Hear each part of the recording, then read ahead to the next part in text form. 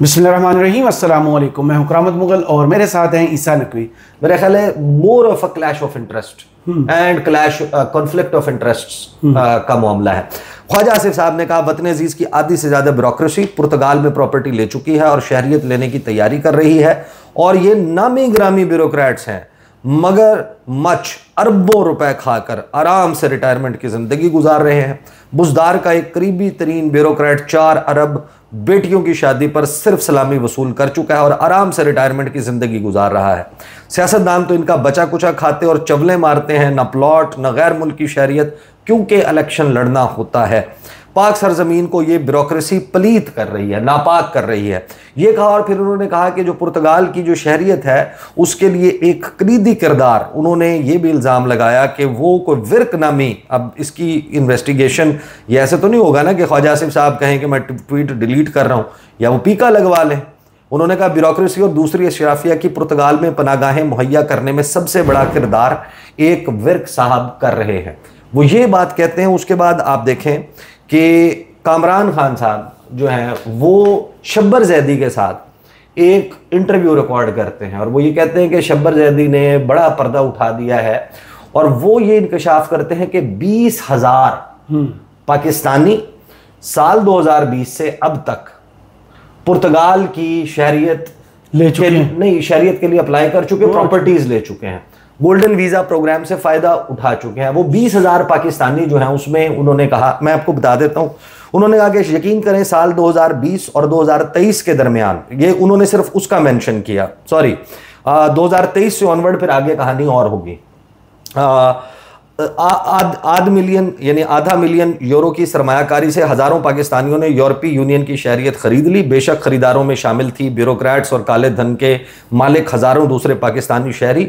आज के on my रेडॉर vlog में पाकिस्तान के मारूफ टैक्स माहिर और साबिक चेयरमैन FBI शब्बर जैदी हमारे साथ मौजूद हैं, जिन्होंने पुर्तगाल के गोल्डन वीजा स्कीम के वो तमाम राज खोले जिनके जरिए तकरीबन 20,000 पाकिस्तानियों ने 10 अरब डॉलर की सरमायाकारी करके पुर्तगाल की शहरियत हासिल की। इस स्कीम के रास्ते महफूज सरमायाकारी के बदले यूरोपीय पासपोर्ट मिल रहा था और ब्लैक मनी भी सफ़ेद हो रही थी।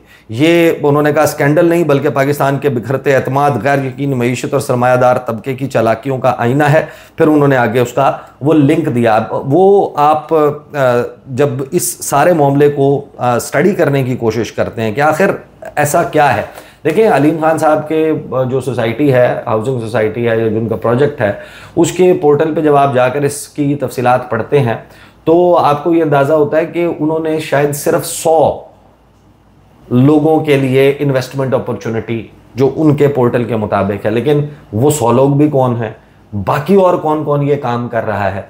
यहाँ से बेसिकली आपको थोड़ा सा रास्ता मिल सकता है, खुरा मिल सकता है कि अगर वाकई ख्वाजा आसिफ साहब का ये इल्ज़ाम दुरुस्त है और उसके लिए रास्ता यहाँ से था, तो ज़रा, और हुकूमत खुद में मुखलस है उनको पकड़ने में, उस चावल की देख के कुछ दाने चख के देख लें जायका कैसा है, उनसे पूछ लें कि क्या 100 से ज़ायद भी लोग आए थे, मजीद आए थे, वो कौन कौन थे जो ये करना चाह रहे थे, और कौन कौन है जो ये प्लेटफॉर्म मुहैया कर रहा है। जब आप पोर्टुगीज़ नेशनैलिटी के लिए गोल्डन वीज़ा स्कीम की तफसीलात में जाते हैं तो आपको पता चलता है कि उसमें मुख्तलिफ है कि हेरिटेज के और उसमें सपोर्ट के मद में अगर आप इतने लाख यूरो दे दें तो आपको शहरियत मिल जाएगी, आपकी फैमिली को शहरियत मिल जाएगी। अगर आप एक ऐसा बिजनेस स्टार्ट कर लें जिससे 10 हमारे शहरियों को, वहाँ के नेशनल्स को, बाकी आप अपने रखें, लेकिन 10 हमारे जो पोर्टुगीज़ नेशनल्स हैं उनको रोजगार मिल जाएगा तो हम आपको गोल्डन वीजा दे देंगे। अच्छा, गोल्डन वीजा इजंट नेशनैलिटी और रेजिडेंस, रेजिडेंस जरूर है। गोल्डन वीजा के बाद आपका एक वीजा फ्री ट्रैवल है, एक लंबा प्रोसेस है, 5 साल में आपको हर साल मिनिमम 7 दिन पोर्टुगाल में गुजारने हैं। जिस तरह आपको मुख्तलिफ ममालिक के मुख्तलिफ रूल्स हैं कि आपको 180 दिन विदाउट मेकिंग एन एग्जिट गुजारने हैं और उसके बाद आपका इतना मिनिमम स्टे जो है वो हमारे मुल्क में होगा तो हम आपको रेजिडेंस परमिट देंगे, और फिर इतना हो जाएगा, इतने साल के बाद, 2 साल के बाद हम उसको उसमें कन्वर्ट कर देंगे और 5 साल के बाद हम आपको पासपोर्ट दे देंगे। तो एक लंबा प्रोसेस है, ऑन गोइंग प्रोसेस है। फिर उसमें यह भी है कि अगर आप किसी पोर्टुगीज बैंक में 15 लाख यूरो बैंक में डिपॉजिट करवा देते हैं तो भी आपको गोल्डन वीजा मिल जाता है। फिर इसी तरह अगर आप रियल स्टेट सेक्टर में, जो शायद अब खत्म हो गया है, ये पहले कुछ अर्सा पहले तक था, रियल स्टेट सेक्टर में आप इतनी सरमायाकारी कर देते हैं 2,50,000 यूरो से 5 लाख यूरोज के दरमियान, मुख्तलिफ फिगर जो है वो फ्लक्चुएट करते रहे। जब देखें उसमें मैंने जब इसको सर्च किया तो अचानक से ये पॉपअप हो गया, park view city, get a European passport with park view city. अब इसमें जो तफसील लिखी हुई है ये है जनाब 4 जुलाई 2022। अब मैं why am I calling it conflict of interest वाला मामला, या जो बेसिकली आपका क्लैश है, इस वक्त मफादात का टकराव है। ये वो वक्त है जब पाकिस्तान में डॉलर शॉर्ट होना शुरू होता है और ब्लैक मार्केट क्रिएट होती है। पाकिस्तान की मईशत जो है वो गड्ढे में गिरती हुई नजर आती है, स्काई रॉकेट कर रहा है।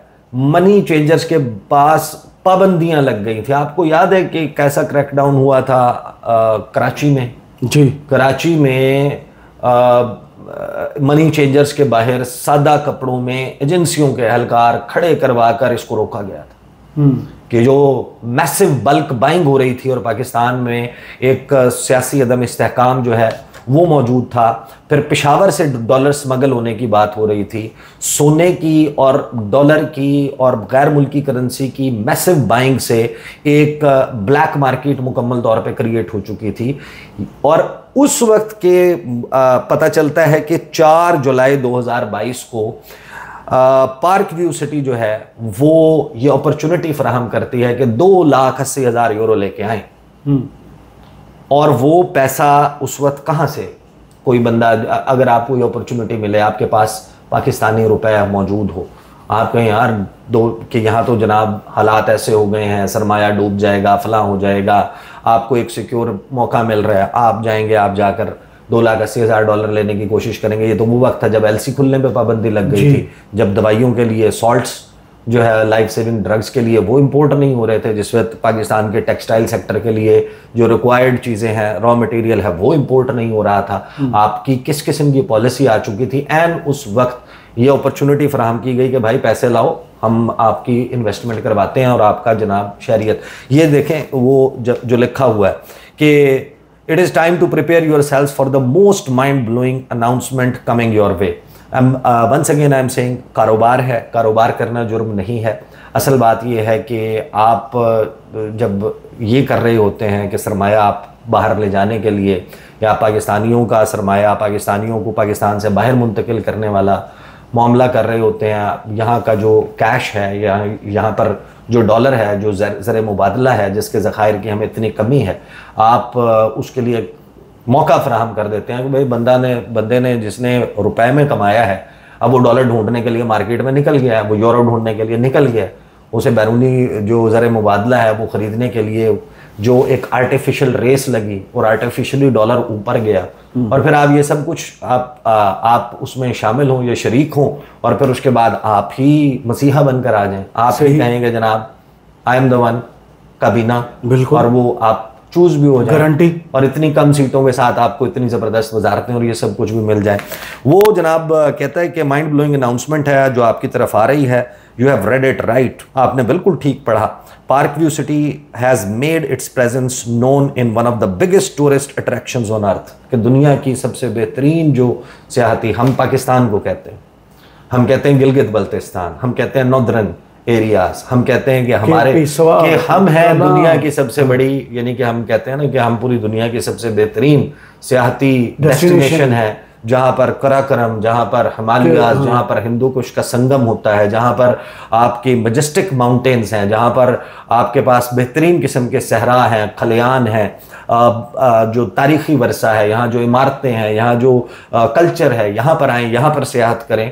आपने कहा कि जनाब जो दुनिया की सबसे बेहतरीन टूरिस्ट अट्रैक्शन है पूरी दुनिया में, वहाँ पर हम कुछ ले आए हैं। जो साउथ वेस्टर्न कोस्ट है यूरोप की, उस पर मौजूद पुर्तगाल जो है वो जाना माना जाता है as one of the most mesmerizing countries in the world. फिर आगे वो कहते हैं कि हमने हमेशा बेहतरीन अपॉर्चुनिटीज़ फराहम की हैं अपने सरमायाकारों को और capitalizing on this option as if they have hit a gold mine, कि ये तो सोने की कान है, ये कोई आम अपॉर्चुनिटी नहीं है।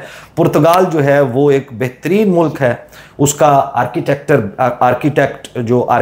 आर्किटेक्चर है वो बेहतरीन है, और हम इतना इंस्पायर हैं उनसे कि हमने इस्लामाबाद में डाउनटाउन जो अपना बनाया वो पोर्टुगीज़ जो फन तामीर है उससे मुतासिर होकर बनाया। अब यूरोप का पासपोर्ट हासिल करना few steps away with the park view city, चंद कदम की दूरी पे है। यानी कि आप पार्क व्यू सिटी अगर आप हमारे पास आ रहे हैं तो इसी तरह के हम आपको यूरोप लेकर जा रहे हैं। बैकग्राउंड वो बताते हैं कि सबसे पहले तो हम इसकी बैक स्टोरी पढ़ते हैं। एक जो ग्रैंड प्रोजेक्ट है इवोरा के हवाले से वो बताते हैं कि इवोरा जो है वो कैपिटल सिटी है south central Alentejo region of Portugal and is considered as the third best city for investment in real estate. तीसरी बेहतरीन शहर है।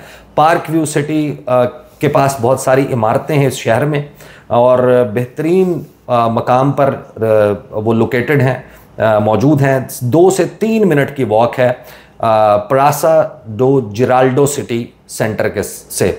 इवोराज largest square and a popular tourist attraction. अब उन्होंने कहा कि हम इनको रेनोवेट कर रहे हैं, ट्रांसफॉर्म कर रहे हैं इन बिल्डिंग्स को 3 स्टार बुटीक होटल्स में, और ये तमाम का तमाम जो काम है वो हाईएस्ट ग्लोबल स्टैंडर्ड्स के मुताबिक किया जाएगा। A gateway to rich Portuguese living. अब ये रास्ता उन्होंने बताया कि है कि आपने क्या करना है। उन्होंने कहा कि हम ये होटल्स बना रहे हैं, हम उनको कन्वर्ट कर रहे हैं, और यहाँ पर उन्होंने कहा कि हमारे पास 100 rooms, our super hotels have more than 100 rooms for sale. अब मोर देन 100 का मतलब क्या है? यहाँ पर तो बहुत ज़्यादा की बात हो रही है। कुछ लोगों ने डायरेक्ट किया होगा, लेकिन हंड्रेड्स ऑफ रूम्स या मोर देन 100 रूम्स, अब वो क्योंकि नंबर स्पेसिफाई नहीं है, बट क्या इनमें कोई ब्यूरोक्रेट है, क्या इनमें कोई ऐसा बंदा है? ये सवाल तो जाहिर है कि अब इसका जवाब तो वही दे सकते हैं। वो उन्होंने कहा कि है। और सिटीजनशिप पोर्टल उन्होंने कहा कि आपको वही फिर शराइत बताई कि 3-4 महीने में आपका प्रोसेस शुरू हो जाएगा। 18 साल से उम्र ज़्यादा होनी चाहिए, आपका क्लीन क्रिमिनल रिकॉर्ड होना चाहिए, और आप यहाँ पर जब इन्वेस्ट करेंगे तो 7 दिन आपने सिर्फ गुजारने हैं पुर्तगाल में, और आपका 26 यूरोपीय ममालिक जो हैं शेंजन वीज़ा तमाम एरिया में आपका ट्रैवल जो है वो फ्री हो जाएगा। और फिर visa free travel stretches to UK, USA, Canada, Australia, New Zealand, Japan, और हम आपको बिगर पिक्चर दिखा रहे हैं। तो ये उन्होंने जनाब पूरा इन्वेस्टमेंट अपॉर्चुनिटी दी। अब जाहिर है कि मैं I am not saying at all के जाहिर है कि इसमें तो अभी देखें तो फिर पता चले। ये कारोबार है, कारोबार करने वाला अगर कोई वज़ीर है और काबीना में बैठा हुआ है और क्लैश है, कन्फ्लिक्ट ऑफ इंटरेस्ट है, तो सवाल तो बहरहाल मौजूद है। अब ख्वाजा आसिफ साहब कल को किसी अपने मसले के हल होने की वजह से ये ट्वीट्स वापस ले लें, ये इल्ज़ामात वापस ले लें, बहरहाल उन्होंने ये नहीं कहा कि बाहर बैरून मुल्क मुंतकिल कर रहे हैं, हमारे सामने है। इसी वक्त के दौरान हमें पता चलता है कि वो 8000 कंपनियां जो हैं वो रजिस्टर हुई दुबई में, यूएई में।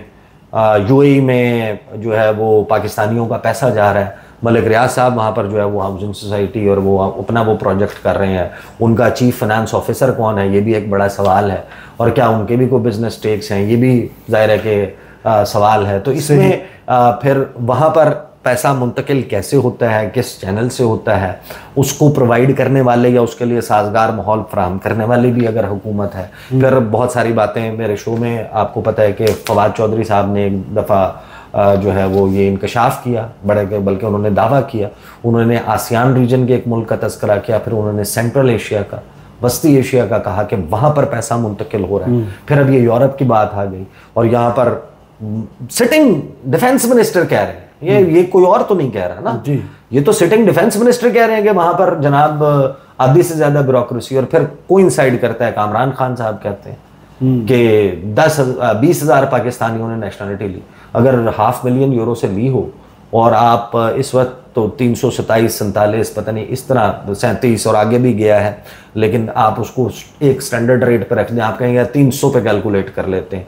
300 को ज़रा आप ज़रब तो दें, कितने खरब, कितने 100 खरब बनते हैं पाकिस्तानी रुपयों में।